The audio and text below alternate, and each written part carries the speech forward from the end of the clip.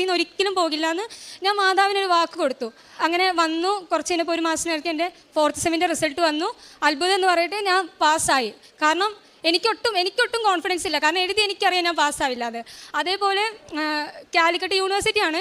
അപ്പോൾ കാലിക്കറ്റ് യൂണിവേഴ്സിറ്റി ആയതുകൊണ്ട് റീവാലുവേഷൻ കൊടുത്താൽ ഇമ്പ്രൂവ്മെൻ്റ് എഴുതുന്നവർ പോലും പാസ്സാവത്തില്ല. ഇപ്പോൾ റീവാലുവേഷൻ കൊടുത്ത് അവർ തോൽപ്പിക്കാനേ നോക്കത്തുള്ളൂ, പാസ്സാവില്ല എന്ന് എനിക്ക് 100% അറിയാം.